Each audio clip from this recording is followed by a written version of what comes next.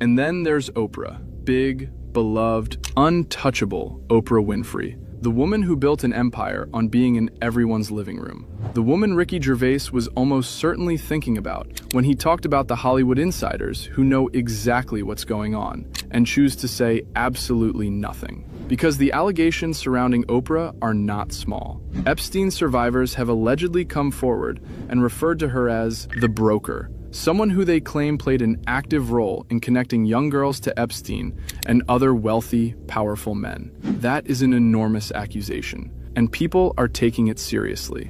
You know what I'm saying? Like, Oprah Winfrey stood next to and kissed perverts and kissed like sick perverts right in front of our face during survival. She was defending every pervert that she could defend, from Russell Simmons to Diddy Glover to what's the other dude, Weinstein. But like I said, it's more proof and things that are coming out, man, with this Epstein guy.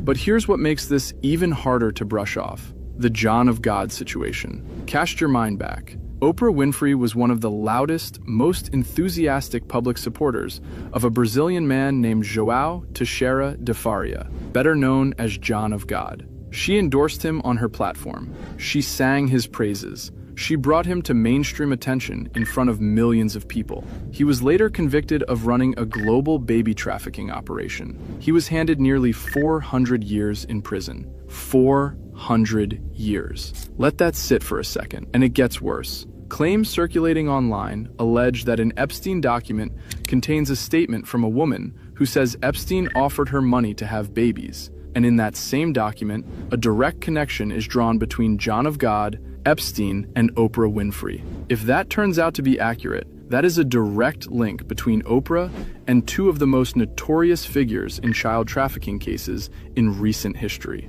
Through all of this, Oprah has gone quiet. Very, very quiet. The woman who spent decades making sure the whole world could hear her voice has suddenly become very comfortable staying out of the public eye. Jay-Z, the follower drop that tells its own story. Now we need to talk about Jay-Z, because this one hit different. Jay-Z has been keeping an extremely low profile lately. And when you look at what's been coming out of the Epstein files, you start to understand why. Here's the number that tells you everything. Jay-Z and Beyoncé have reportedly shed around 10 million followers combined across their social media platforms. 10 million. That is not a small dip. That is not a bad week. That is people actively walking away from two of the biggest names in music and doing it on purpose. It appears as though one of those poop splatters is Jay-Z. I mean, come on. One of Diddy's close friends wouldn't be doing this stuff, would he? The Epstein files reveal this FBI report, which says in approximately 1994, revealed herself to blank as a past victim of sex abuse by Epstein. Blank described the abuse occurred during parties. In approximately 1996, blank resided with blank in blank, just to be specific.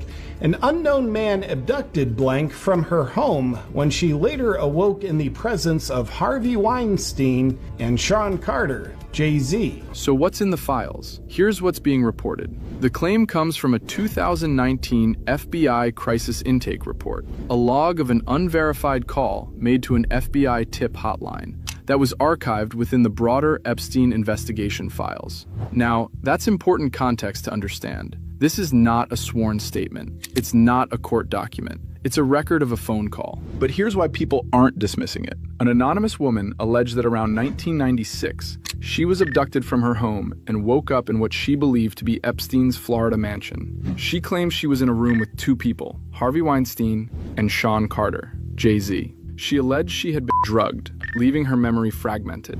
And she claimed that while Jay-Z was present in that room, Harvey Weinstein sexually assaulted her. That is a devastating claim. And yes, it comes from an anonymous, unverified tip. But given how many claims once called unverified have slowly turned out to have legs, people are not letting this one go quietly. The follower drop alone tells you the court of public opinion has already started deciding what it thinks. The celebrities who are running, a pattern you can't ignore. Now here's where everything connects. Ricky Gervais wasn't just calling out individual people. He was pointing at a whole system. And right now, you can watch that system panic in real time. Because it's not just the names in the files, it's what the people connected to those files are doing right now. And when you look at the pattern, it's impossible to ignore. I can't even cry during this survival episode because it's like Oprah Winfrey, she had these allegations going on for years. You know what I'm saying? And it's just very, very hideous and traumatizing to know that a lot of these things are starting to come out to be true.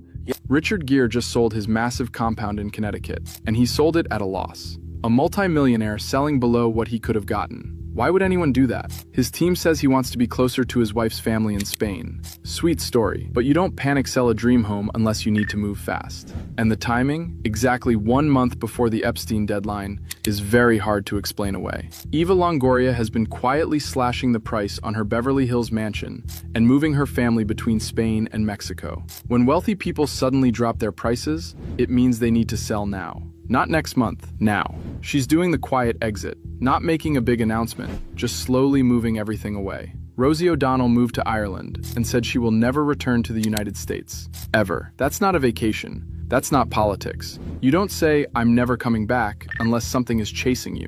And Rosie's been a Hollywood insider for decades. She's been to the parties. She knows the people. So the question has to be asked, does she know what's in those files? Ryan Gosling and Eva Mendes are reportedly looking at property in London. They haven't left yet, but the fact that they're even looking tells you something. Maybe they're the smart ones, getting out before the whole thing collapses. And these aren't random coincidences. When you see multiple famous people doing the same things at the same time, selling homes at a loss, moving to countries with no extradition treaties, going silent, disappearing, you're not watching bad luck. You're watching a pattern. This is what people do when they know something bad is coming. They prepare, they protect themselves, they run. If you've been following along from the very beginning, you already knew what time it was. And if you're just catching up now, better late than never.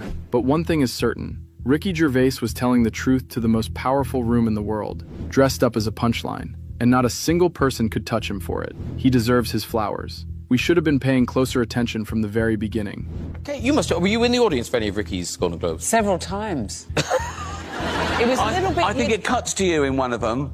I think when you talk about Jeffrey Epstein... I don't know why. Now, I want to hear from you.